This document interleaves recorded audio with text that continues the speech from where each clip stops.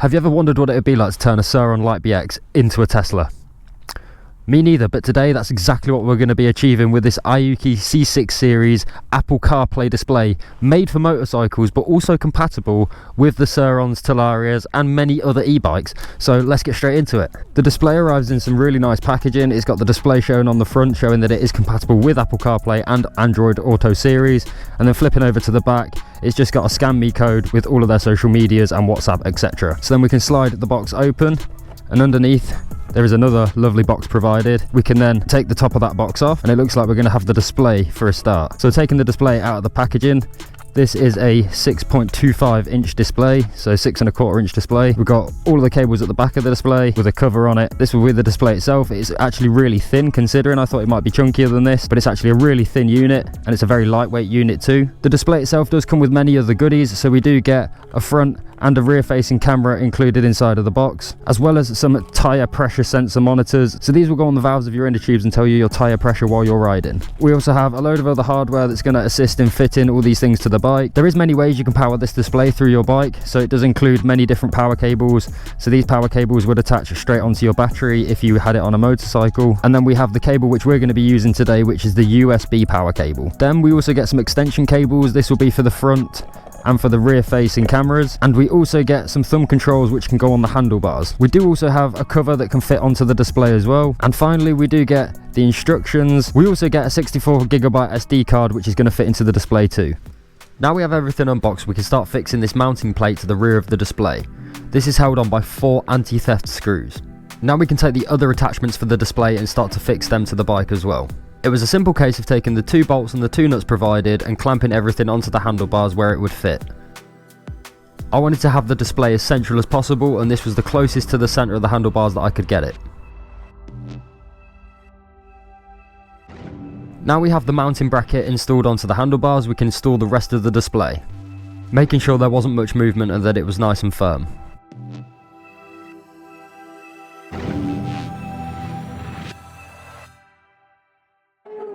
Now we can start taking a look at some of the plugs that come out of the rear of the display and what they are used for.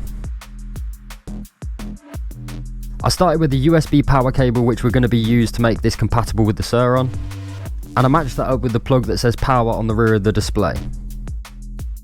Next, I installed the thumb controls that come with the display. Then I plugged in this extension cable, and this is going to go to the rear facing camera. With everything connected to the rear of the display, I installed the thumb controls to the handlebars, and this was pretty self-explanatory. Then I moved to the back of the bike where I was going to be installing this rear facing camera. The best place I found for fitting the rear facing camera is underneath the seat, and it simply screws into the plastic underneath the seat, but you may need to drill 2 small pilot holes. With the camera all screwed up, I started to feed the extension cable through the rest of the bike. Then I could plug in the rear facing camera the same as I did with all the other plugs at the rear of the display. All of these plugs do have thread locks to prevent them from coming undone. With everything plugged in and wired up, it was time to try the display, so I plugged in the USB into my bike. I then turned the bike on, and instantly we had some power.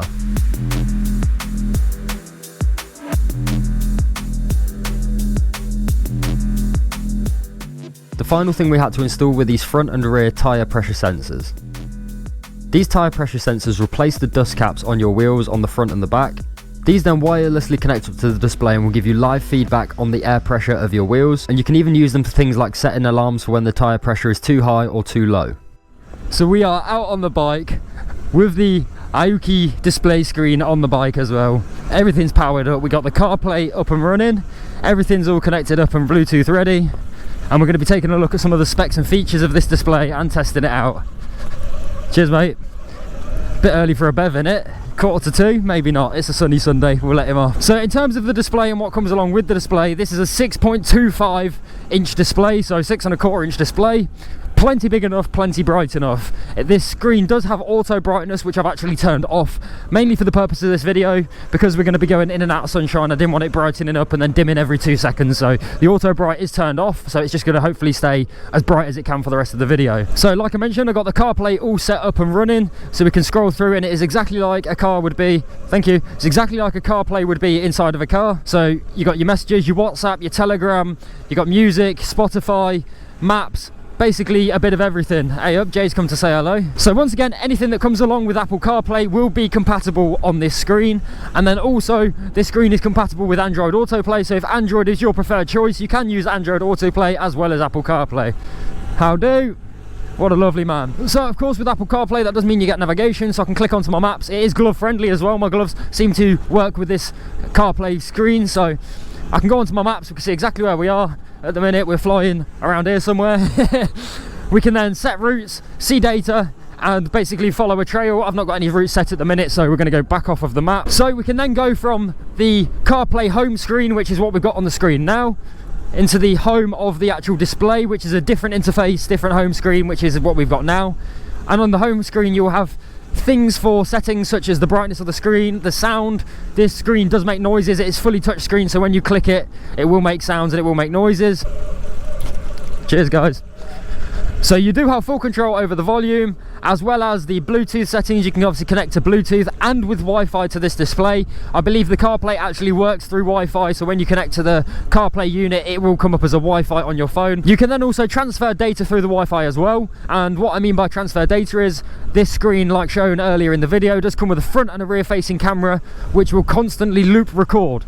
So with loop recording, it will always delete the old footage that you don't need, and it will always replace it with newer footage. So if your clips are, say, a week old, the SD card will then start to wipe that older footage to record the newer footage from rides like today. So if I go on the driving recorder, it should be recording now, but we're now on the rear facing camera. So as we're cruising down this path, we can see exactly who's behind us as well as exactly what's in front of us. So I actually decided not to fit the front facing camera because it meant either screwing into something or trying to stick it on the front of the bike. With my experience, things just don't stick to bikes and stay on it, especially dirt bikes. With cleaning it and with riding it in the weather that I ride it in, it's not going to last on there. We're lucky enough today to have some sunshine. So not only does it show you what's behind us on the rear facing camera, we've also got a setting for miles per hour, so we can see exactly what speed we're doing. Whether that's calibrated up with my speed or what, I'm not quite sure, but we can also swipe through. So because I don't have the front camera on, this is what would be on the front camera, which is just a blue screen currently. We can then also swap to have the rear and the front facing camera, and I think you can change the orientation, so you can have the front on the left, the rear on the back, which is how I'd prefer to have it, or you can just have the rear camera on like I do by not using that front camera. Not only do these cameras record constantly, but you can play back the footage and watch it on the display, as well as send it to your phone or whatever else you're connecting to the display to watch the footage back. You can also screenshot and do many other features with the cameras as well. I still have a lot to look into these cameras. I've not fully worked out what does what yet, but just for the basics, that's what I found out so far. It does look pretty cool seeing somebody behind you as well. It's nice that I don't have to constantly turn around. So going back to the display main screen, you can see that we've got the interconnect in the middle. This is for your Apple CarPlay and your Android Autoplay or whatever it's called. I'm not an Android guy, I'm an Apple guy. Time and date is up in the corner as well. The replay function is how we're going to look back at the recorded data, which I was just on about from the cameras. But then we also have this in the top right corner, and this is the tyre pressure readings from when I fit those tyre pressure gauges earlier on the bike. So we are now getting a reading of the front and the rear pressure of the tyres. I'm not sure how accurate these actually are, and to be honest, I couldn't have told you what my actual pressures were on before putting them on, but according to this screen, I'm on 19 psi in the front and I'm on 14 psi in the back, which to be honest, is probably roughly where I would ride my bike anyway. I like it being a bit harder in the front with a bit more of a solid tyre, so I don't wash out too much. I know people say that a softer tyre will get you more grip, but I find in the front it just makes me wash out more. Whereas in the back, with 14 psi, it's a little bit less psi, gives me a little bit of a softer grip for the rear tyre, which I do agree does actually help on the rear. We can also set different things for the settings on here, such as the low tyre pressure alarm and the high tyre pressure alarm. Thank you. So we can set an alarm that if the tyres go under a certain pressure, it will then tell us on the display, which will be really handy when you're out on the tracks and trails or even out road riding. You can then see whether you're getting a flat tyre or not without having to actually check. Cheers guys. But I'm sure you'd be able to notice when you're getting a flat on these bikes anyway. It's hard enough to ride with a flat tyre, but having that feature is a massive advantage and may warn you that you're getting a flat tyre before you even know that it's fully flat. So in terms of other features on this display as well, we will go back to the interconnect, which will take us to our CarPlay. We can then swipe across and see that we've got Spotify. Now, I used to have some Bluetooth headphones that fit into my helmet with a little intercom and everything else that I used to love riding with music in, but typically with my helmet getting so wet through winter, all the speakers fell out of the helmet because they're just held in by sticky pads.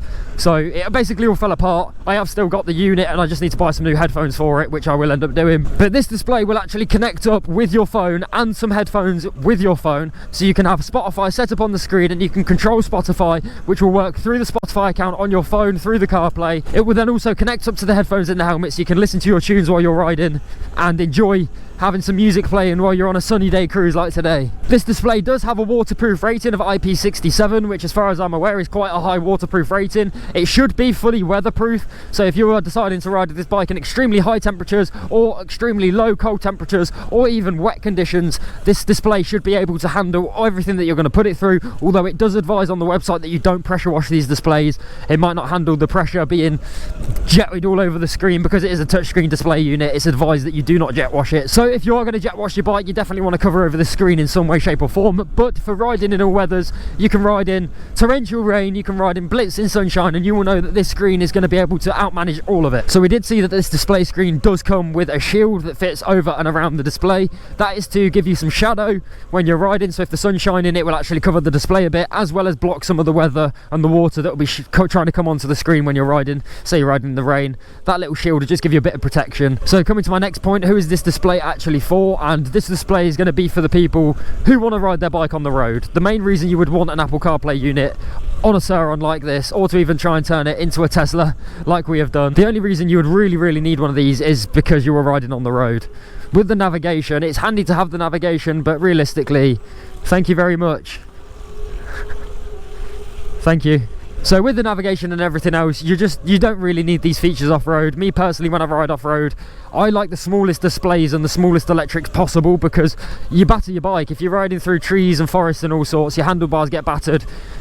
You basically end up smashing everything up. That's why I like having the small torque display over the big torque display. This is why I've got smaller electrical components on the handlebars, but that's another reason why this screen would primarily be for on-road riders. The display did also come with a little SD card which fits underneath the screen. There is two little screws, and behind this panel you will find where the SD card goes on the left hand side, and on the right hand side is a USB-C charging port. So you can take this plate off and have that completely unscrewed, and you can actually plug a USB-C charging port in there as well. So while I'm talking about USBs, this screen can actually be powered off of a portable charger. So I actually have this screen powered into a portable charger in my bag right now.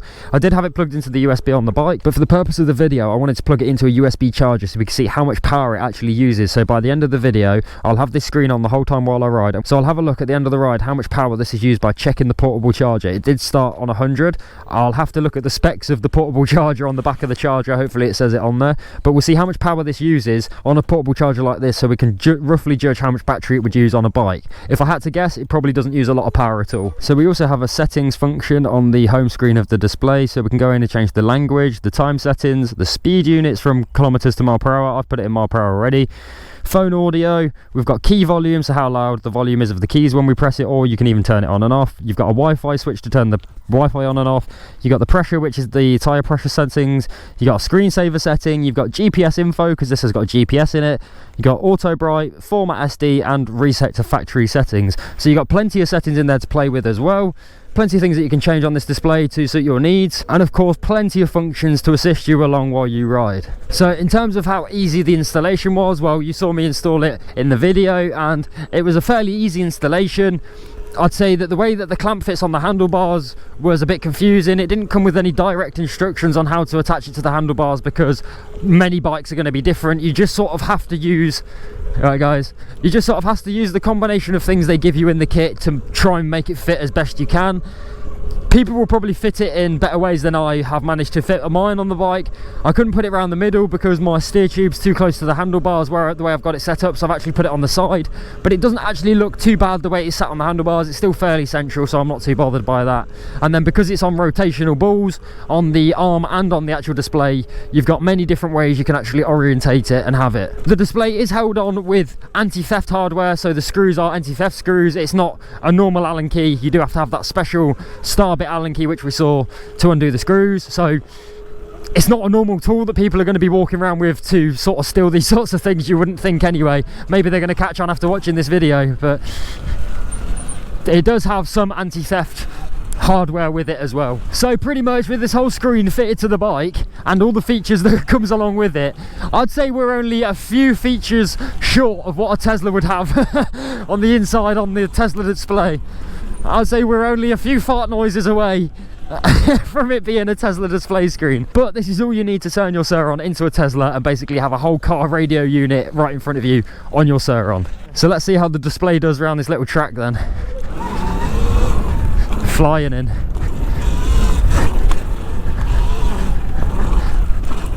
Woo! So I guess the purpose of trying this was to see how well the display handles going over all these jumps. How well is it held onto the bike? Going a little bit deep on them today. Well, it seems to be in the same position.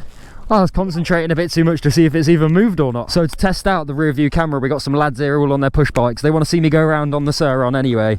So we're going to go around on the bike and these lads are going to follow me so we can have a test out of the rear view camera. Have I just knocked my Red Bull over? Yeah. Oh no. Oh well. Right, Is you all ready to test the camera? Yeah. Right, I'm going to go in front and you're going to stay close behind me and we should see you all. Yep. So put the camera in position. Let's go. Come on lads. Here they come. Loving it. 10 mile an hour, come on boys. We can do faster. We can do faster. 11 mile an hour. They're staying on me. Let's get to 15. 18 mile an hour. We're getting a bit fast for them. We'll do the jumps for him. He's just about keeping up if we slow down. Yes, lad.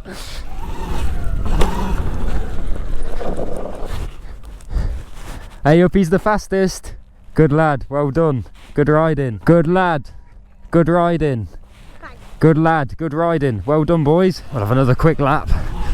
We'll get behind Jay, see if we can keep up. He seems to think he's fast at the minute. Oh, he is jumping that.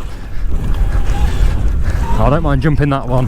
That's a horrible one. Fork's helping us out there. They took all the blow. Whoa, there's some big ones. That's where it goes into the dip. That's horrible. Is he going to do the jump at the end?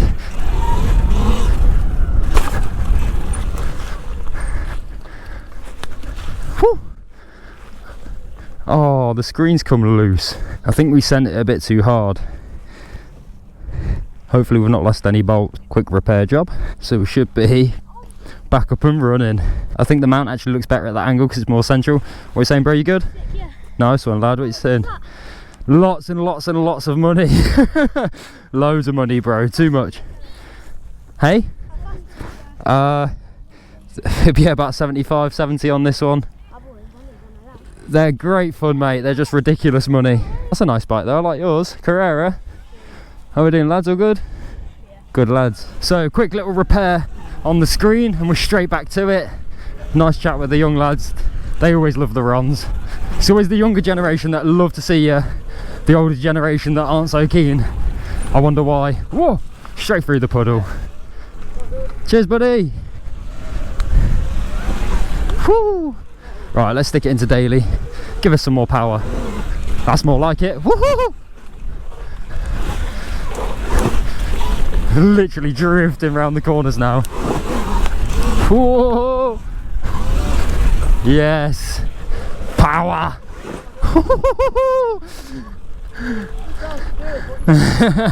Hey? That's 12 kilowatts I think, daily 650 phase amps.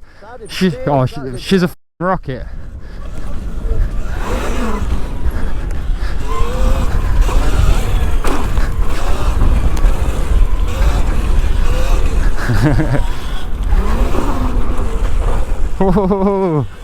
Right, let's do sport mode. I can't remember what sport's in, probably like 20. Yep, 20 or something like that.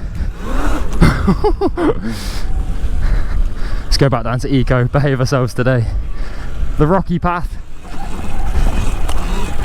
Love it.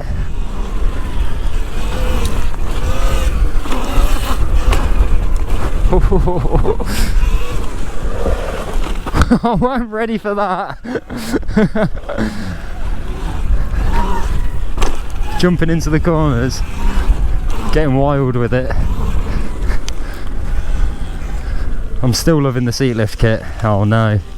We're going through Boggy Avenue. Good job the screen is fully IP67 water weather resistant, whatever they say.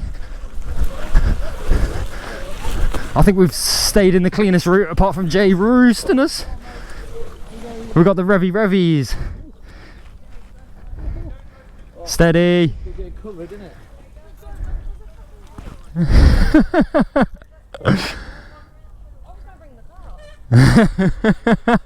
So how much is this screen going to set you back? And this screen is going to be around £175, which is on the fairly budget side for these screens. You do see them range from anywhere between £150 right up to £250–300, but this is more on the budget side, and for what you get in the package, pretty good deal I'd say. Plus, if you do want to buy this screen, there'll be a discount code or a referral link down below at the bottom of this video. You will save a bit of money when buying this screen as well, so if this is something you are looking at, use that code, you'll save a few more pennies, and that £175 will be a little bit less. And I guess one of the last things we need to do is see how much power is left on the portable charger after running this for a fair few hours. So if I go to my screen, we can see how many miles we've done, and that will roughly give us an idea of how long this has lasted. So we've done 15.5 miles, or on 84% for anyone who's wondering.